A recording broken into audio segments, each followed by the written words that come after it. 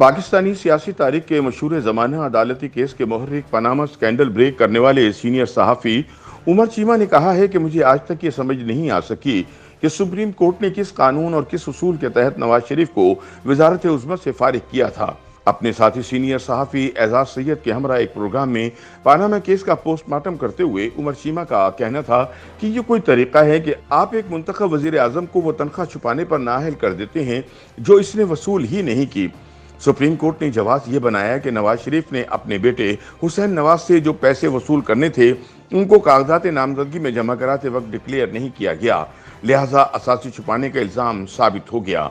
लेकिन सवाल यह है कि अगर मैंने किसी से कोई पैसे वसूल ही नहीं किए तो मैं इन्हें अपने असासों में डिक्लेयर कैसे करूंगा। उमर चीमा का कहना था कि अगर कभी ऐसा बेतुका फैसला सुनाने वाले जजों का एहतसाब हो तो इनसे पूछा जाना चाहिए कि उन्होंने ये अजीब व गरीब फैसला किस कानून और किस ज़ाब्ते के तहत सुनाया था। इन जजों की पूछगछ होनी चाहिए क्योंकि जजों के फैसलों का कोई जवाब तो होना चाहिए। ख्याल रहे कि पानामा केस के मामले ने मुल्की सियासत में तब हलचल मचाई जब बैरून मुल्क टैक्स के हवाले से काम करने वाली मशहूर ला फर्म मोज़िक फानिसिका की अफशा होने वाली इंतहाई खुफिया दस्तेवजात से पाकिस्तान समेत दुनिया की कई ताकतवर और सियासी शख्सियात के ऑफशोर माली मामलात आया हो गए थे। पानामा पेपर्स की जानिब से international consortium of investigative journalist या ICIJ की वेबसाइट पर जारी होने वाला यह डाटा 1 करोड़ 15 लाख दस्तावेजात पर मुश्तमिल है, जिसमें साबिक वजीर आजम नवाज शरीफ समेत दर्जनों हुक्मरानों के नाम शामिल थे। इन इंकशाफात के बाद अपोजिशन जमातों बिलखुसूस तहरीक इंसाफ की जानिब से नवाज शरीफ से इस्तीफे का मुतालबा किया गया और इमरान खान ने सुप्रीम कोर्ट से रुजू कर लिया था, जिसके बाद इन्हें न सिर्फ अवामी ओहदा रखने के लिए नाअहल करार दे दिया गया बल्कि पार्टी सदारत से भी फारिग कर दिया गया था। पाकिस्तान में पानामा पेपर्स में 200 से ज्यादा अफराद के नाम सामने आए, मगर 6 साल गुजरने के बाद सिर्फ नवाज शरीफ के खिलाफ ही केस अपने मंतकी अंजाम को पहुंच पाया।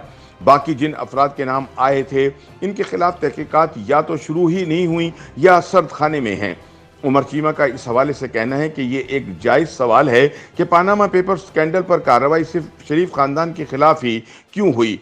जब ये सब हो रहा था तो तब ये दलील बिल्कुल जायज़ थी कि नवाज शरीफ वज़ीर आज़म है तो एहतिसाब इनसे ही शुरू होना चाहिए, मगर वक्त ने साबित किया कि इसका मकसद ही वज़ीर आज़म का एहतिसाब था, इनके अलावा किसी का एहतिसाब मतलूब नहीं था। उमर चीमा ने कहा कि नवाज शरीफ के केस में इंसाफ के तकाजे पूरे नहीं हुए। याद रहे कि इमरान की जानिब से दायर करदा पानामा पेपर केस में सुप्रीम कोर्ट ने मजीद तहकीकात की जिम्मेदारी एक मुश्तरका तहकीकाती टीम को सौंपी थी, जो कि अदालती तारीख का पहला और आखिरी फैसला था। जस्टिस आसिफ सईद खोसा की सरबराही में सुप्रीम कोर्ट के 5 रुकनी बेंच ने JIT को हुक्म दिया था कि वो 60 रोज के अंदर इस मामले की तहकीकात मुकम्मल करके अपनी रिपोर्ट पेश करे।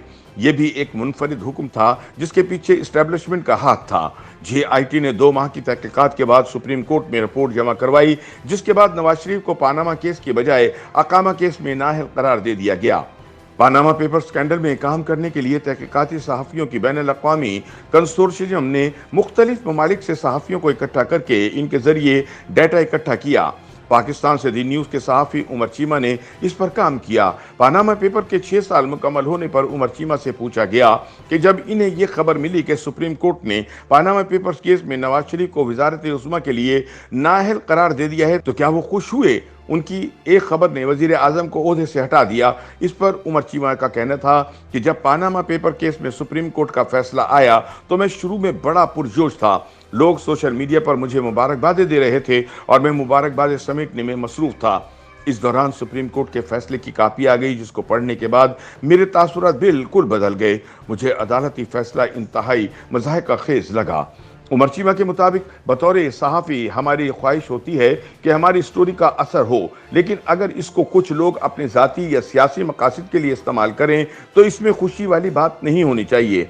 मुझे कम से कम इस बात की खुशी नहीं थी कि जिस अंदाज में चीज़ें आगे बढ़ीं, लोग और कई इदारे एक पेज पर आए, ये कोई तरीका नहीं था और ना ही इस केस में सुनाया गया फैसला जायज़ था।